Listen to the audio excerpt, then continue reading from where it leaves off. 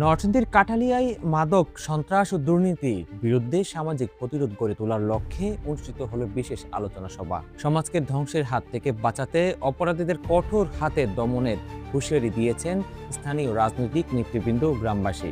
বিস্তারিত থাকছে নরসিংদী থেকে পাঠানো তানভীর আহমেদের শাওনের তথ্য ও ভিডিও চিত্রে। মাদক সন্ত্রাস ও চাঁদাবাজকে না বলুন, সুস্থ সামাজিক ব্যবস্থা গড়ে তুলুন, এই প্রতিবাদী বার্তা নিয়ে নরসিংদী সদর উপজেলার কাঠালিয়া ইউনিয়নের ২ নং ওয়ার্ডের আয়োজন করা হয় এক আলোচনা সভা। অনুষ্ঠানে কাঠালিয়া ইউনিয়ন বিএনপির সাধারণ সম্পাদক ও চেয়ারম্যান প্রার্থী ইসাক মিয়া এবং এলাকার বিশিষ্ট ব্যক্তিবর্গ উপস্থিত থেকে মাদকমুক্ত সমাজ গঠনের উপর আলোকপাত করেন। সামাজিক এই অপরাধের বিরুদ্ধে স্থানীয় বাসিন্দারা ঐক্যবদ্ধভাবে সোচ্চার হওয়ার অঙ্গীকার ব্যক্ত করেন। আমরা গ্রামবাসী একযোগ মিলে আমরা চাইটা প্রতিবাদ করার জন্য মাদকের জন্য আমাদের গ্রাম, আমাদের সমাজ সবই নষ্ট হয়ে যেতেছে।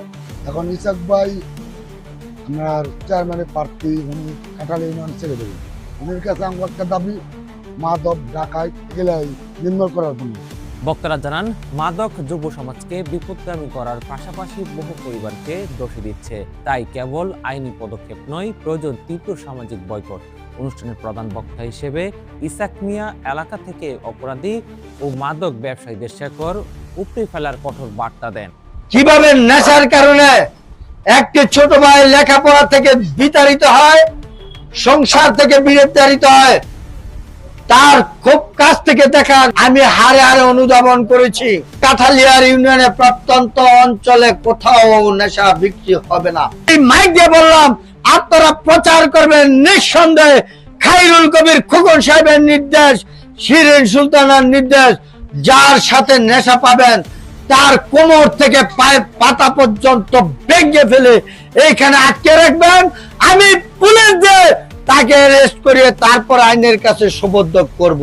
আইন প্রয়োগকারী সংস্থাকে বলে দিতে চাই, আমার কাঠালিয়ার মানুষ কোন নেশাখোরকে ধরার পরে যদি কারো বিরুদ্ধে কোনো মামলা নিতে হয়, কারো বিরুদ্ধে কোনো অভিযোগ দিতে হয়, সেই অভিযোগটার প্রথম আসামি হবে ইসাক কাঠালিয়া ইউনিয়নে।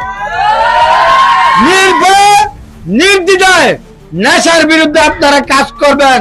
মাদক ও সন্ত্রাস মুক্ত এই পরিচ্ছন্ন এবং শান্তিময় সমাজ করতে কাঠালিয়াবাসীর এই উদ্যোগ দৃষ্টান্ত হয়ে থাকবে বলে মনে করছেন স্থানীয়রা।